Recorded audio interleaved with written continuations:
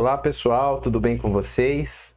Hoje a gente vai dar continuidade nas nossas aulas de Zoologia dos Invertebrados 1.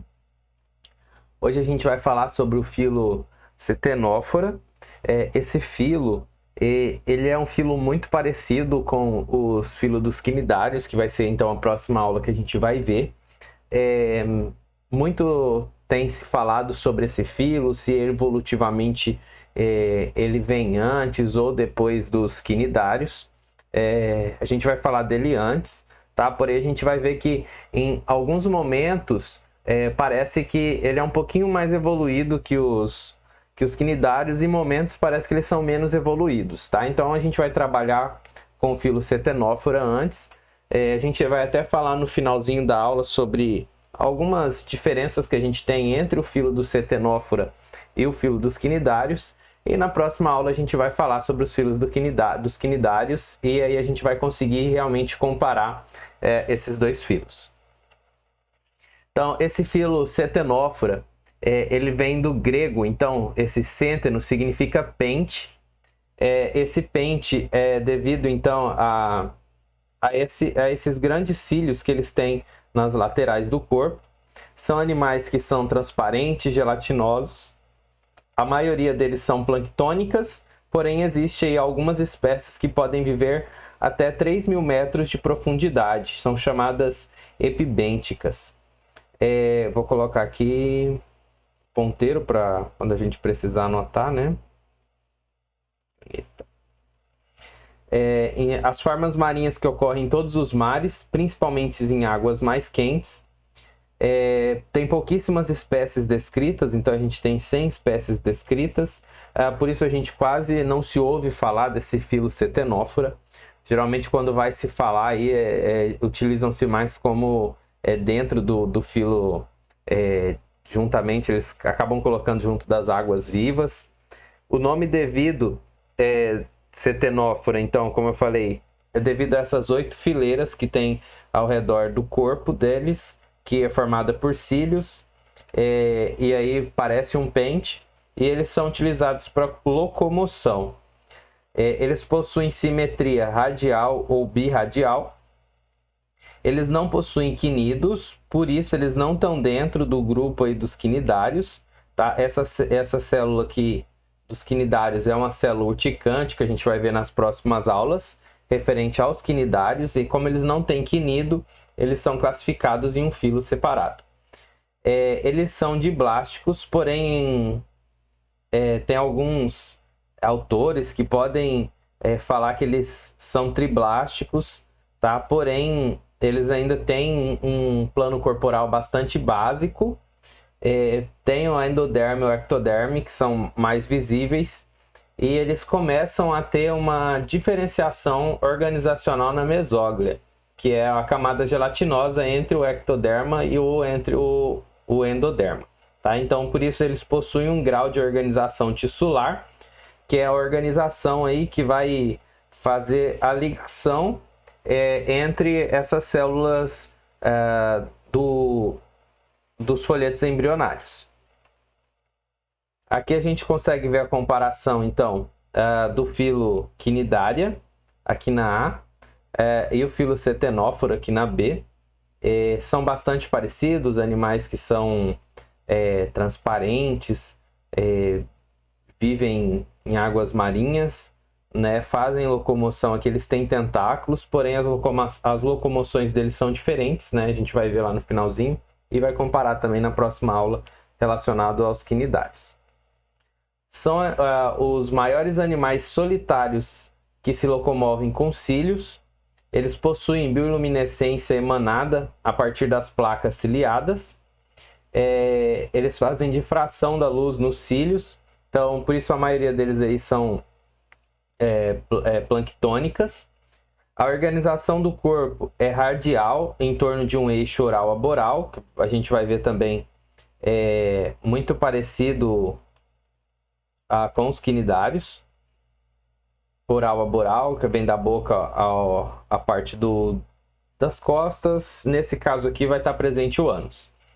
Simetria aqui é birradial, pois o corpo ele pode ser dividido em 2 planos, que é o tenticular e o faríngeo. Eles possuem milhares de cílios longos que formam pentes alinhados sobre as placas ciliadas. Nadam com a boca voltada para frente, então a diferença também dos quinidários. Os quinidários eles ficam com a boca voltada para baixo e esses aqui a boca fica virada para frente. Possuem 2 tentáculos longos que portam filamentos laterais que são chamados de tentílios. Então esses cílios dos tentáculos são chamados de tentílios e tem os do corpo aqui também que são chamados de cílios. Aqui a gente consegue ver então, ele possui boca, a parte boral aqui, a boral, na parte aboral, então ele possui o pórus do ânus, possui aqui a parte gástrica, o estômago, possui os 2 tentáculos que são ciliados e possui os tentículos, e eles possuem os cílios aqui formando os pentes, essas 8 fileiras de pente aqui no seu corpo. A epiderme é coberta de muco em 2 camadas. Aí a mesóglia, que é essa parte gelatinosa que está entre o ectoderma e o endoderma, ela é bem desenvolvida, por isso aquela pergunta, né? São animais triblásticos, né? Na verdade, ainda tem essas dúvidas, mas a gente estuda eles como animais triblásticos. Eles possuem, então, células musculares, que ocorrem tanto na epiderme quanto na mesóglia. A epiderme de cada tentáculo e tentílio tem numerosas células especializadas, então a gente viu lá que a gente vai falar na próxima aula que tem os quinidócitos, que é da quinidária, do filo quinidária, e do filo cetenófora, que eles têm uma célula exclusiva também, que são os colócitos. Tá? Aí, ao contrário dos quinidócitos, dos quinidários, que tem os quinidócitos, eles urtigam, queimam, e os colócitos, eles liberam uma substância pegajosa. Então, esse aqui ele vai aderir à presa, né? Vai se grudar à presa com mais... de forma mais fixa, e o outro ele vai neutralizar, queimando a presa. Aqui a gente consegue ver, então, o aumento do tentáculo aqui no tentículo, e aí ele possui o colócito aqui, que está ligado às células nervosas e musculares, e aí eles liberam isso aqui com forma de arpão, e aí eles possuem vários glânulos que liberam essa substância pegajosa, que são os glânulos adesivos. Aqui a gente consegue ter o aumento, então, dessa célula de glânula adesivo. Então, ele libera aqui, de forma espiral, solta, e isso aqui vai grudar na presa e trazer aí próximo à boca. Aqui a gente tem um aumento, né? Um pouquinho... para a gente ver como que é essas fileiras que tem nos tentáculos. Então, esse coloblasto aqui, que são células que vão formar os colócitos, eles estão em fileiras aqui nos cílios dos tentáculos, e aí eles estão próximos às fibras musculares da mesóglia, e aqui a gente tem o núcleo dos tentáculos, e a gente consegue observar então que possui várias células de coloblasto aqui para eles fazerem essa predação. Aqui a gente consegue ver que é um corte transversal, aqui a gente vê que é um corte já de forma mediana, né, mostrando o centro. Então aqui a gente vê as fibras musculares, aqui a gente está vendo de uma forma, que a gente está vendo de outra, e aqui a quantidade disso aqui ao redor do tentáculo. A musculatura deles é bem desenvolvida, possui músculos longitudinais, circulares e radiais, vai depender também da espécie. Por ação muscular, pentes podem se retrair em um sulco, ou seja, esses pentes aqui, eles podem se retrair para dentro do ectoderma aqui, dentro de um buraco, né? O sulco seria um buraco. O sistema nervoso é uma rede associada a placas ciliadas, a faringe, aos tentáculos e o órgão aboral. O órgão aboral, ele vai formar a espécie de um cérebro rudimentar, então ele vai ter um controle maior aqui, né, dessa parte aboral aqui próximo à boca. Não possuem sistema respiratório, excretor e circulatório. As trocas gasosas, excreção e distribuição de nutrientes vai ocorrer através de difusão de célula para célula, conforme vocês já viram aí em citologia, que vai passar pela membrana plasmática ou pelas proteínas da membrana, tá? Através de onde eu tenho mais para onde eu tenho menos, chamado de gradiente de concentração. A maioria se locomove primariamente através dos batimentos ciliares dos pentes.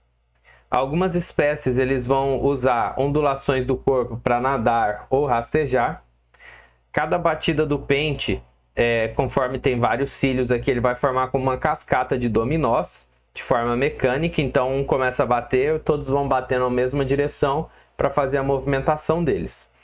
Quando um tentáculo ele captura uma presa, o animal ele gira em direção a ele e vai encurtar aqui a parte do tentáculo em direção à boca, tá? Conforme a gente vê aqui na imagem. Então, 1, 2 aqui o tentáculo ele começa a puxar em direção à boca. Então, ele vai girar em direção da boca para o tentáculo e depois que ele capturar aqui em direção à boca, ele retorna e os tentáculos voltam então a ficar esticados.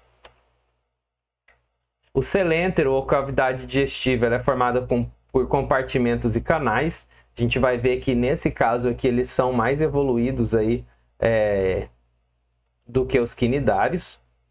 Aqui eles vão possuir boca, faringe, um canal aboral, cuja primeira porção pode ser chamada de estômago, e eles vão possuir um sistema de canais. Como eles não têm sistema circulatório, esses canais eles vão facilitar a circulação dentro do corpo deles. Eles vão possuir 4 canais que estão próximo ao ânus, aqui próximo ao ânus. Eles vão ter 2 canais faríngeos, aqui, conforme a gente vê aqui dessa parte da faringe. Eles possuem 2 canais tenticulares, que a gente vê aqui, um do lado do outro. Terão 8 canais meridionais, que são esses maiores aqui. Então, eles estão em 8. E 8 canais laterais, que vão ficar próximos aqui também dos meridionais. A gastroderme vai ser toda ciliada aqui dentro, com células germinativas e fotócitos. Então eles vão também se movimentar através da luz. E para terminar eles terão aqui o poro anal, onde eles vão fazer a liberação aí das excreções alimentares. Eles vão se alimentar de pequenos organismos como copépodes e fitoplânctons. Porém tem um gênero aqui chamado Beroi, que ele preda exclusivamente outros da mesma espécie, né, cetenóforos. Grandes concentrações podem causar impacto negativo aos estoques de organismos economicamente importantes. Indiretamente, quando eles diminuírem as populações das presas desses organismos economicamente importantes, e diretamente quando eles se alimentarem das larvas e ovos desses organismos. A reprodução assexuada ela é bastante rara, com exceção de 2 espécies.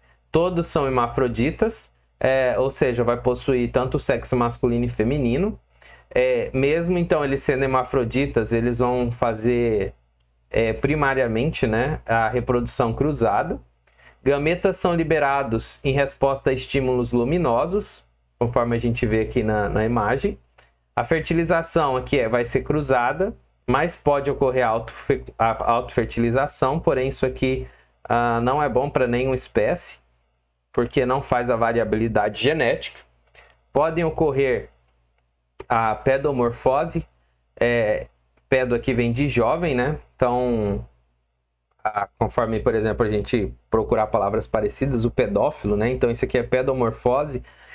jovens eles podem atingir a maturidade sexual precocemente e se reproduzir com sucesso. Isso aqui vai depender muito, então, da disponibilidade de organismos adultos a nível sexual. Eles vão possuir um testículo e um ovário localizados em cada canal meridional. O desenvolvimento embrionário, nesse caso, vai ser direto, ou seja, né, após a eclosão aí dos ovos, eles vão formar eclosão dos ovos, desculpa, né, na verdade todos os organismos têm ovos, mas é assim que formar juntar o espermatozoide com o ovo, na verdade, né, não vai ter, aí ele vai formar já o zigoto e ele já vai começar o desenvolvimento dele e ele já vai formar um indivíduo muito parecido com o indivíduo adulto e aí ele só vai crescer em forma e tamanho, tá? Então, o desenvolvimento embrionário dele será de forma direta. Aqui a gente consegue ver as formas larvais, então, que são muito parecidas com indivíduos adultos. Aqui a gente tem uma espécie no A e uma espécie no B, e eles são muito parecidos com a espécie adulta. Aqui a gente tem no A larva do Minemniops leides, nesse primeiro, e no segundo o Bolinops vitrea, e eles são muito parecidos com os indivíduos adultos já. Aqui a gente vai começar a ver as formas de outros tipos de espécies, né? Então aqui a gente tem um desenho e aqui a espécie fotografada. Aqui a gente tem a espécie Velamen parallelum. Aqui a gente vê que o plano corporal dele aqui já é mais lateral, né? Aqui ele foi feito um corte aqui, a gente está vendo então ele de um lado e do outro. Aqui é uma outra espécie chamado Cestum veneris. A gente consegue ver aqui a transparência do corpo, né? E aí a gente consegue ver então como que o corpo dele é dividido, diferente daqueles que a gente usou inicialmente para usar como padronização. Que é nesse caso aqui, né? O Minemniops leide, ele parece muito uma água viva, né? E a gente vê que o plano corporal dele é bastante diferente desses outros que a gente acabou de mostrar. Aqui a gente tem um outro parecido também, o Bolinops vitrea. Então, esses são os mais utilizados como padrões de estudo. E aqui a gente tem esse outro que é o Boroi cucumis. Eles são bastante parecidos também, porém a gente vê que os tentáculos deles não são tão grandes quanto o que a gente utilizou como padrão. Aqui a gente tem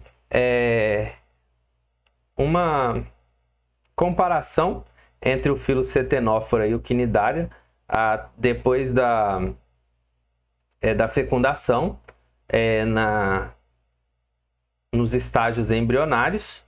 Então aqui a gente vê então o corpúsculo polar, aí ele vai começar a fazer as clivagens, a partir dessas clivagens então vai formar a gastrulação, e a gastrulação vai dar origem à boca, são organismos protostômios, e aí ele vai dar origem então ao indivíduo adulto, e a boca ela vai ser direcionada então aonde ele vai fazer a natação dele.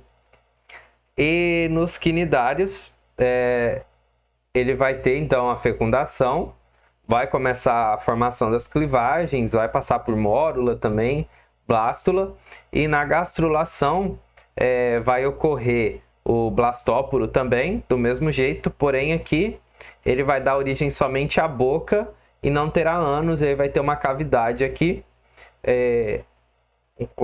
vai ser chamada de celéntero também, mas ela não é tão especializada quanto que é formado aqui nos cetenóforas. Então, nesse caso, a gente tem o filo Cnidaria aí evolutivamente, né?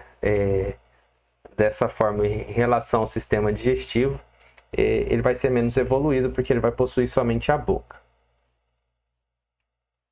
As semelhanças com os quinidários. Então, eles vão possuir simetria radial, corpo organizado a partir de um eixo oral a boral, mesênquima espesso e gelatinoso, aí, que é o colênquima, e eles vão ser transparentes também.